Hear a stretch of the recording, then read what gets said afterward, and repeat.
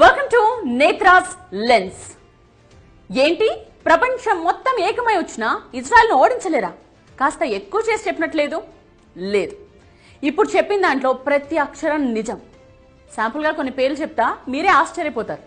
ఏంటి ఈ ప్రపంచం మొత్తం వాళ్ళ చేతుల్లో ఉందా అని. జీసస్ ఆఫ్ నజరత్ ఒక యూదుడు, ఆల్బర్ట్ ఐన్స్టీన్ ఒక యూదుడు, కార్ల్ మార్క్స్ ఒక యూదుడు, వ్యాక్సిన్ సూదిని కనిపెట్టింది ఒక యూదుడు, పోలియో వ్యాక్సిన్ కనిపెట్టింది, లుకేమియాకు మందు తయారు చేసింది, హెపటైటిస్ బి మందు కనుగొన్నది, micro processing chip, nuclear chain reactor, traffic lights, optical fibre cable, stainless steel, sound movies, telephone microphone, video tape recorder, polo company, Levi's jeans, Starbucks, Google, Dell computers, Oracle, Baskins and Robbins, Dunkin Donuts, CNN, ABC, Washington Post. వీటన్నిటి వెనుక ఉన్నది యూదులు. List ఇలా చెప్పుకుంటూ పోతే కనీసం గంట 2 గంటలు పడుతుంది.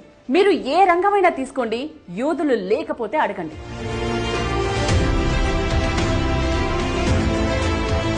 Okay, coming to the point. స్వర్గం కంటే గొప్పది ఏంటి అని యూదులను అడిగితే వచ్చే సమాధానం ఇజ్రాయెల్. అక్కడి అణువణువు వారికి పవిత్రమే. అందుకే ఇజ్రాయెల్ పై దాడికి ఎవరైనా వస్తున్నారు అంటే ప్రపంచాన్ని ఓడించడానికి సైతం సిద్ధమవుతారు. మరో ఇంట్రెస్టింగ్ పాయింట్ చెప్పుకోవాలి ఇక్కడ. ప్రపంచంలో యూదులందరినీ కలిపితే రమారమి 1,60,00,000 మంది ఉంటారు అంతే. బట్ జాగ్రత్తగా వినండి, గత 105 ఏళ్లలో ఉన్న ఈ 1,00,00,000 మందే 15 డజన్ల నోబెల్ ప్రైజెస్ గెలుచుకున్నారు. అంటే 180 నోబెల్ బహుమతులు. సో తమ బ్రెయిన్ లో 1% ఇజ్రాయెల్ కోసం పెట్టినా, తమ సంపాదనలో 0.5% ఇజ్రాయెల్ కోసం ఖర్చు చేసినా, తమ ఆవిష్కరణల్లో 1-2 ఇజ్రాయెల్ కు వినియోగించిన ఈ ప్రపంచం మొత్తం వారి ముందు దాసోహం అనక తప్పదు.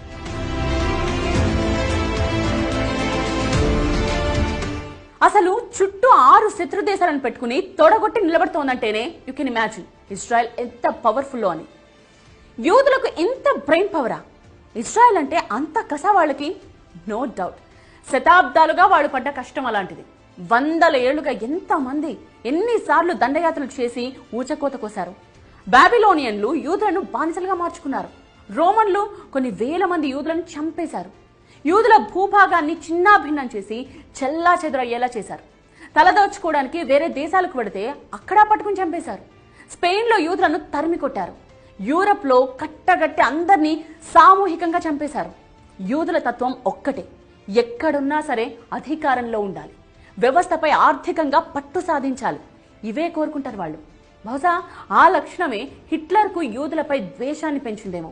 దాదాపు 10 లక్షల మంది యూదులను ఊచకోత కోసాడు హిట్లర్. అలా 100 ఏళ్ల పాటు ఎక్కడెక్కడో తలదాచుకున్న యూదులు 1900, 2000 మధ్య తిరిగి ఇజ్రాయెల్ చేరారు. అందుకే ఇజ్రాయెల్ అంటే వాళ్ళకి అంత ఇష్టం, అంత పవిత్రం.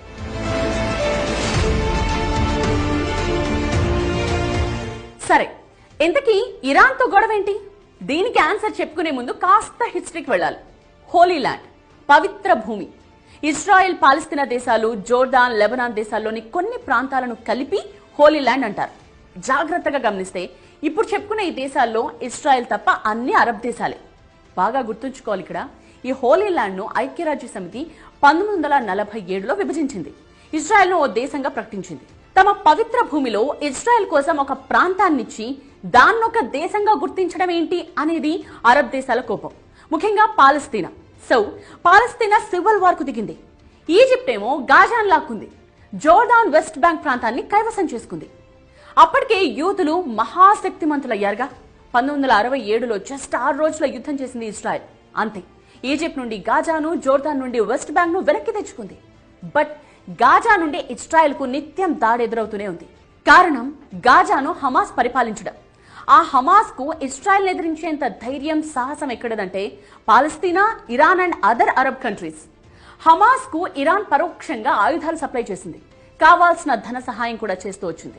సో ఇప్పుడు లింక్ తెలిసిందిగా, ఇరాన్ అంటే ఇజ్రాయెల్ కు, ఇజ్రాయెల్ అంటే ఇరాన్ కు ఎందుకంత కోపమో.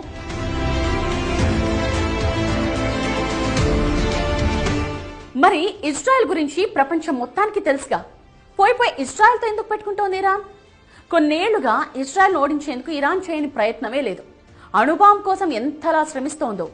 ఇజ్రాయెల్ పై వేస్తుందో లేదో తెలియదు కానీ ఏం చేసైనా సరే అణుబాంబులు తయారు చేసుకోవాలనే లక్ష్యంతో ఉంది. ఇజ్రాయెల్ పై ఎప్పటికైనా పైచేయి సాధించాలనే తపన దాంది. కానీ ఇజ్రాయెల్ ముందుకు పోనిస్తేగా ఇరాన్ను. ఎప్పటికప్పుడు ఇరాన్ న్యూక్లియర్ ప్లాంట్స్ ను నాశనం చేస్తూనే వస్తోంది ఇజ్రాయెల్.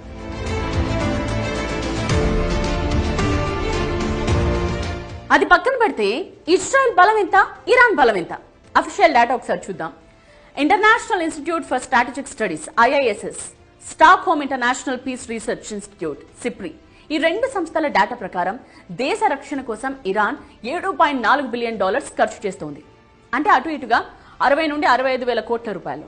బట్ ఇజ్రాయెల్ ఏకంగా $19 బిలియన్, మన కరెన్సీలో 1,70,000 కోట్లు. ఏ మాత్రం కంపారిజన్ లేదు. పైగా ఇజ్రాయెల్ జనాభా జస్ట్ 97 లక్షలు. మన హైదరాబాద్ లో ఉన్నంత జనం కూడా ఉండరు. అదే ఇరాన్ లో దాదాపు 9 కోట్ల జనాభా. 1 కోటి మంది కూడా లేని ఇజ్రాయెల్ జీడిపి $525 బిలియన్. 9 కోట్ల జనాభా ఉన్న ఇరాన్ జీడిపి $413 బిలియన్.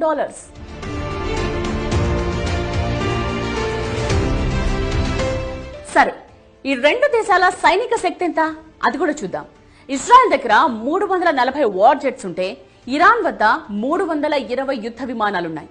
ఇరాన్ కు 6 లక్షల మంది సైనికులుంటే ఇజ్రాయెల్ వద్ద ఉన్నది 1,70,000 మంది. ఇరాన్ దగ్గర ఉన్న బాలిస్టిక్ మిసైల్స్ 3,000కు పైనే.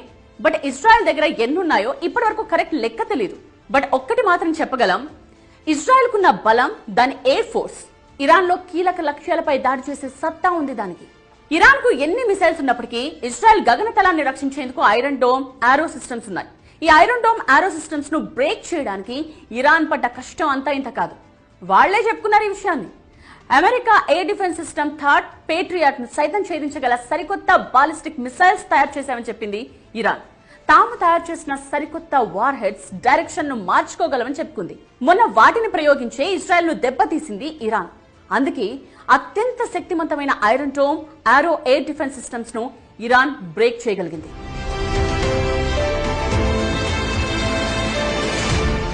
ఈ రెండు దేశాల మధ్య ముఖ్యంగా చెప్పుకోవాల్సింది సైబర్ వార్. ఇది ఏ స్థాయిలో జరుగుతోందంటే కనీసం ఊహించలేరు కూడా. 2023లో జస్ట్ 83 రోజుల్లోనే ఇరాన్ పై 3,380 సైబర్ దాడులు చేసింది ఇజ్రాయెల్. ఇరాన్ లోని పెట్రోల్ స్టేషన్స్ ను సైతం గందరగోళంలో పడేసింది. సరిగ్గా ఆ సమయంలోనే ఎందుకన్ని సైబర్ అటాక్స్ అంటే ఇరాన్ లో అప్పుడు పార్లమెంట్ ఎన్నికలు జరుగుతున్నాయి కాబట్టి.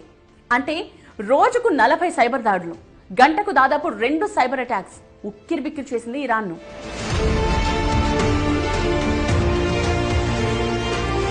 సరే, ఇంతకీ ఎవరు గెలుస్తారు ఈ యుద్ధంలో? ఖచ్చితంగా ఇజ్రాయెలే. ఎందుకని వన్ సైడ్ తీసుకున్నారా అని అనుకుంటారేమో. ఇది సొంత అభిప్రాయం కాదు, ఇంటర్నేషనల్ ఎక్స్పర్ట్స్ కూడా ఇదే చెప్తారు. ఎందుకంటే ఇరాన్ కు ఎంత శక్తి సామర్థ్యాలున్నా ఇజ్రాయెల్ కు అమెరికా సపోర్ట్ ఉంది. అసలే ఇజ్రాయెల్ మోస్ట్ పవర్ఫుల్ కంట్రీ మిలిటరీలో. సైనిక శక్తిలో ఇజ్రాయెల్ చాలా ముందుంది. అలాంటి దేశానికి అమెరికా తోడైతే ఎవరైనా బూడిదవ్వాల్సిందే. బట్ అంతవరకు వెళ్ళదు పరిస్థితి. అలాగని ఇరాన్ కు భారీ డ్యామేజ్ చేసేంత వరకు ఇజ్రాయెల్ అమెరికా ఆగవు. సో ఈ యుద్ధం ఎంతవరకు వెళుతుందో చూడాలి. ఇది వాల్టి నేత్రాస్ లెన్స్. నేత్ర.